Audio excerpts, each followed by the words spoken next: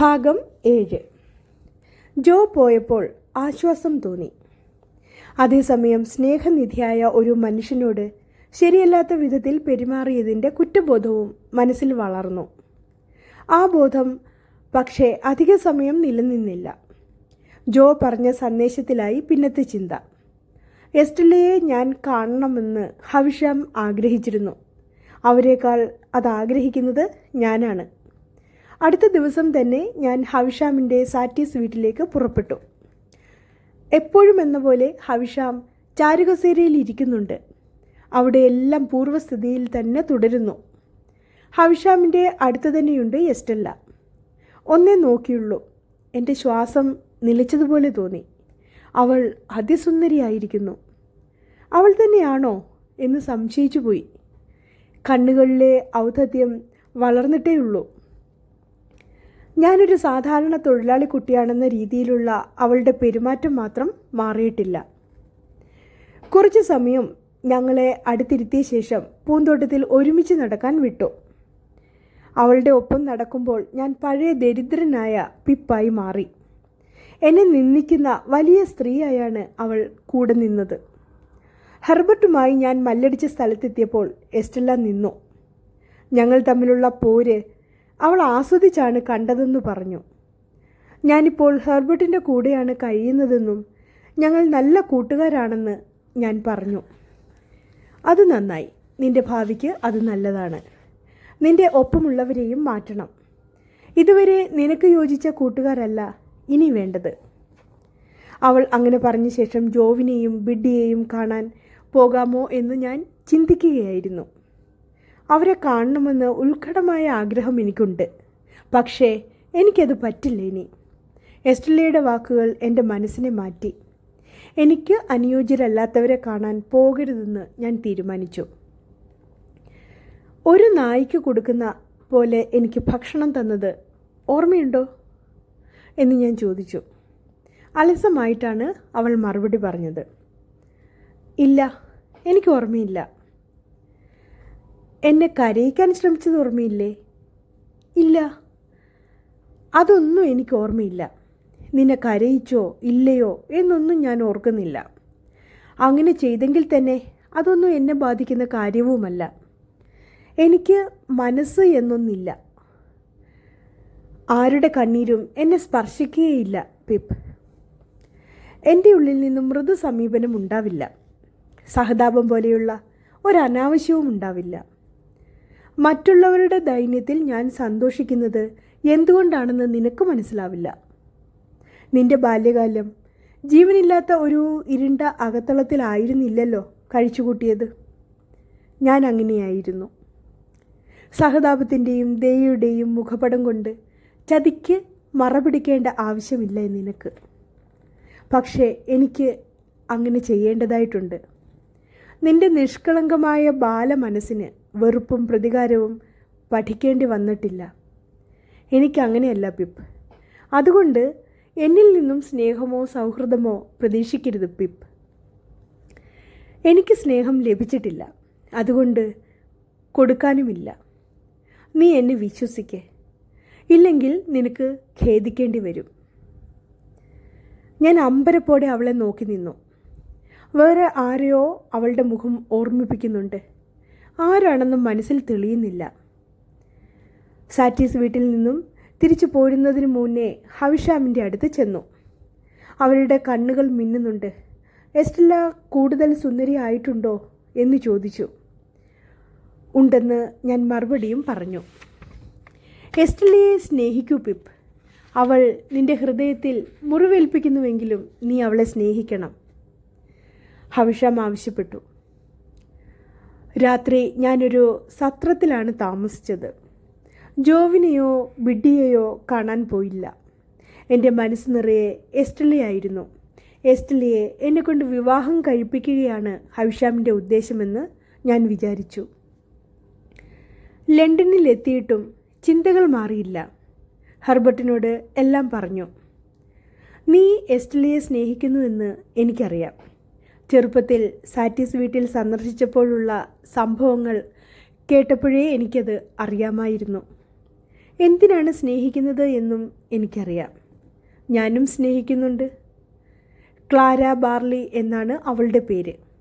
സുന്ദരിയാണവൾ, ഒരു മാലാഖയെപ്പോലെ. ആരെയും ആഹ്ലാദിപ്പിക്കുന്നവളാണവൾ. എസ്റ്റെല്ല അതുപോലെയല്ല. ആരെയും സന്തോഷിപ്പിക്കാൻ കഴിയുന്നവളല്ല എസ്റ്റെല്ല. അവളുടെ സ്നേഹം എത്രയും വേഗത്തിൽ അവസാനിപ്പിക്കുന്നതാണ് നിനക്ക് നല്ലത്. ഹെർബർട്ടിൻ്റെ വാക്കുകൾ ഇഷ്ടപ്പെടാതെ ഞാൻ ചോദിച്ചു, എന്തിനാണ് ഹെർബർട്ട്? ഹവിഷാം എങ്ങനെയാണ് എസ്റ്റെല്ലയെ വളർത്തിയത് എന്ന് ആലോചിച്ചു നോക്കൂ. അവൾക്ക് അഹന്തയാണ്. അവൾ നിനക്ക് ദുഃഖങ്ങളെ നൽകൂ. എൻ്റെ നന്മയെ കരുതുന്ന ഹെർബർട്ടിൻ്റെ ഉപദേശം മനസ്സിൽ കൊണ്ടു. ആ ഉപദേശം സ്വീകരിക്കാനാവുന്നില്ല. എസ്റ്റെല്ലയെ സ്നേഹിക്കുന്നത് നിർത്താനും കഴിയുന്നില്ല.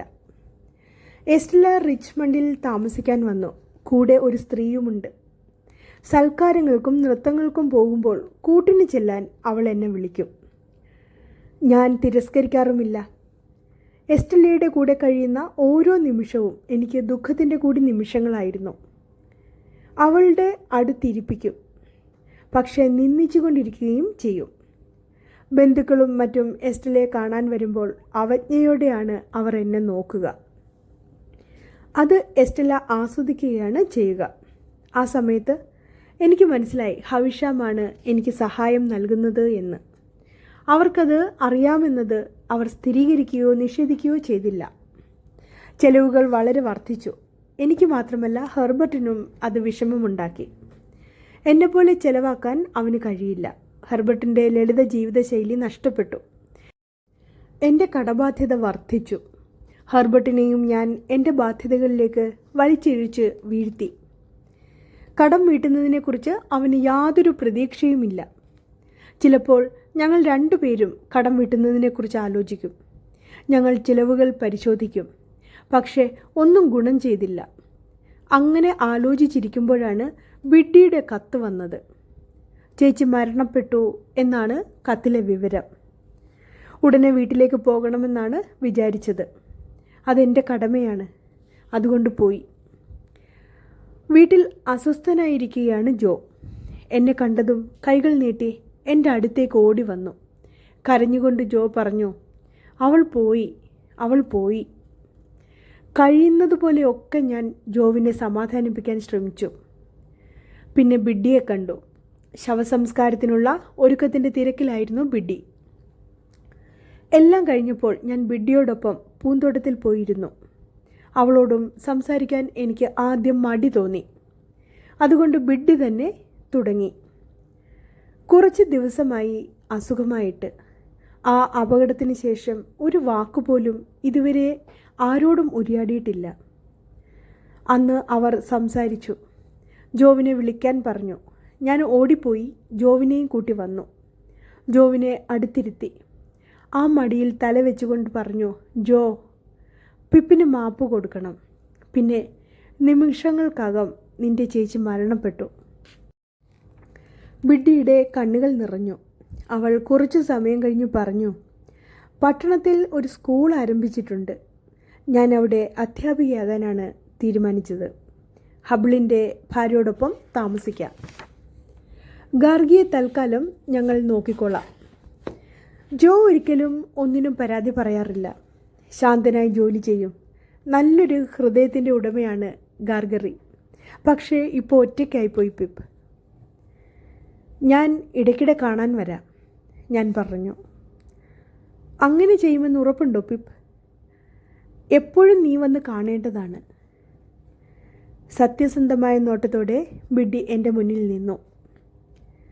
ബിഡ്ഡി, നിന്റെ വാക്കുകൾ എന്നെ ഞെട്ടിച്ചു. പക്ഷേ എനിക്ക് ദേഷ്യമില്ല, മനസ്സ് നൊന്തു. അവളാണ് ശരിയെന്ന് എനിക്കറിയാമായിരുന്നു. കുറച്ച് ദിവസങ്ങൾ കഴിഞ്ഞു. എനിക്ക് 21 വയസ്സ് തികഞ്ഞു.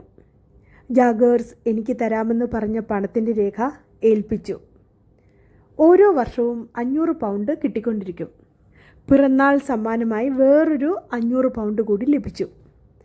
ഇപ്പോൾ ഞാനൊരു പണക്കാരനാണ്. ഹെർബർട്ടിനെ കൂടി സഹായിക്കാൻ ഞാൻ തീരുമാനിച്ചു.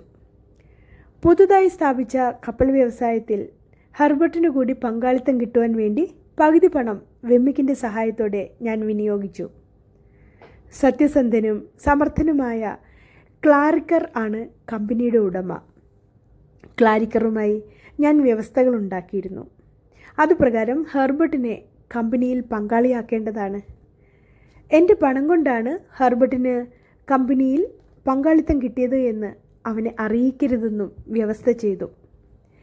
2 ദിവസം കഴിഞ്ഞപ്പോൾ ഹെർബർട്ട് കപ്പൽ വ്യവസായത്തിൽ നല്ലൊരു ജോലി തരപ്പെട്ടിട്ടുണ്ടെന്ന് അറിയിച്ചു. ഹെർബർട്ടിനുണ്ടായ സന്തോഷം എൻ്റെ ഹൃദയത്തിൽ കുളിരു പകർന്നു. ഇതേ അവസരം എസ്റ്റെല്ല ലണ്ടനിൽ പ്രസിദ്ധിയായി. അവളെ യാത്രകൾക്കും പാർട്ടികൾക്കും കളികൾക്കുമൊക്കെ ക്ഷണിച്ചുകൊണ്ടിരുന്നു. മിക്കവാറും ഒപ്പം പോയിരുന്നത് ഞാനാണ്. അവരുടെ കൂട്ടത്തിൽ ഒരു നിമിഷം പോലും എനിക്ക് സന്തോഷിക്കാൻ അവസരം ലഭിച്ചില്ല. എസ്റ്റെല്ല ഒരു വേലക്കാരനായി മാത്രമേ എന്നെ പരിഗണിച്ചിരുന്നുള്ളൂ. അവൾ ആഗ്രഹിക്കാത്ത അടിച്ചേൽപ്പിച്ച ഒരു ഭാരമായാണ് അവൾ എന്നെ കരുതുന്നത്. ചില സമയങ്ങളിൽ അവളുടെ ഭാവം മാറും. നിനക്കൊരിക്കലും താക്കീത് കിട്ടിയിട്ടില്ലേ? താക്കീതോ? എന്താണ് എസ്റ്റെല്ല അർത്ഥമാക്കുന്നത്? ഞാൻ അർത്ഥമാക്കുന്നത് നിനക്ക് മനസ്സിലാക്കാൻ കഴിയുന്നില്ലെങ്കിൽ നീ വെറും പൊട്ടനാണ്. അലറിക്കൊണ്ടവൾ എൻ്റെ അടുത്തു നിന്നും പോയി. നിമിഷങ്ങൾക്കകം തിരിച്ചു വന്ന് കൽപ്പിച്ചു. ഹവിഷാമിനെ കാണാൻ പറഞ്ഞു. ഒറ്റയ്ക്കല്ല, ഒരുമിച്ച്.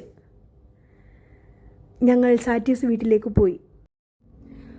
അവർ ഉത്കണ്ഠാകുലയായി കാണപ്പെട്ടു. ആദ്യം അവരുടെ കണ്ണുകൾ എസ്റ്റെല്ലയിലായിരുന്നു, പിന്നെ എൻ്റെ നേരെയായി. ഇവൾ എങ്ങനെയാണ് നിന്നെ ഉപയോഗിക്കുന്നത് പിപ്പ്? ആകാംക്ഷയോടെ അവർ ചോദിച്ചു. ഞാൻ വാ തുറക്കുന്നതിന് മുന്നേ ഹവിഷാം എസ്റ്റെല്ലയുടെ നേരെ തിരിഞ്ഞ് അവളുടെ കൈ മുറുകെ പിടിച്ചു. ആരുടെയൊക്കെ ഹൃദയമാണ് തകർത്തതെന്ന് പറയാൻ അവർ എസ്റ്റെല്ലയോട് ആവശ്യപ്പെട്ടു. എസ്റ്റെല്ല പറയാൻ തുടങ്ങിയപ്പോൾ ഹവിഷാമിൻ്റെ കണ്ണുകൾ തിളങ്ങി. എന്നെ വിവാഹം ചെയ്യാൻ തീരുമാനിച്ചിരിക്കെ എസ്റ്റെല്ലയെ കൊണ്ട് പുരുഷന്മാരെ ആകർഷിച്ച് അവരുടെയൊക്കെ ഹൃദയം തകർക്കുകയാണ് ഹവിഷാമിൻ്റെ ഉദ്ദേശം എന്നാണ് ഞാൻ ധരിച്ചത്. ഹവിഷാമിന് അസുഖമുണ്ടോ എന്ന് എനിക്കറിയാം. അവർക്ക് കഴിയാത്ത പ്രതികാര പ്രവർത്തനങ്ങൾ എസ്റ്റെല്ലയെയും എന്നെയും ഉപയോഗിച്ച് ചെയ്യുന്നതാവാം. എസ്റ്റെല്ലയ്ക്ക് ക്ഷീണം തോന്നി. അവൾ അല്പം മാറിയിരുന്നു. ഹവിഷാം അവളെ ശാസിച്ചു. അവൾ അതിന് മറുപടി പറഞ്ഞു. എന്നിൽ നിന്ന് നിങ്ങൾ സ്നേഹം പ്രതീക്ഷിക്കേണ്ട. എനിക്ക് സ്നേഹം കിട്ടിയിട്ടില്ല. ബാക്കിയെല്ലാം നിങ്ങൾ തന്നിട്ടുണ്ട്. ശരിയാണ്, വെറുക്കാൻ നിങ്ങൾ പഠിപ്പിച്ചു. സ്നേഹിക്കുന്നവരുടെ ഹൃദയം ഭേദിക്കാൻ പഠിപ്പിച്ചു. അഹങ്കരിക്കാൻ പഠിപ്പിച്ചു. അതൊക്കെ ഞാൻ തിരിച്ചു നൽകുന്നു. ഒരിക്കലും ലഭിക്കാത്ത സ്നേഹം ഞാൻ എങ്ങനെയാണ് തിരിച്ചു തരിക? ഭാഗം 7 ഇവിടെ അവസാനിക്കുകയാണ്. കഥ ഏവർക്കും ഇഷ്ടപ്പെട്ടുവെങ്കിൽ ലൈക്ക് ചെയ്യുവാനും ഷെയർ ചെയ്യുവാനും സബ്സ്ക്രൈബ് ചെയ്യുവാനും മറക്കില്ലല്ലോ. നന്ദി, നമസ്കാരം.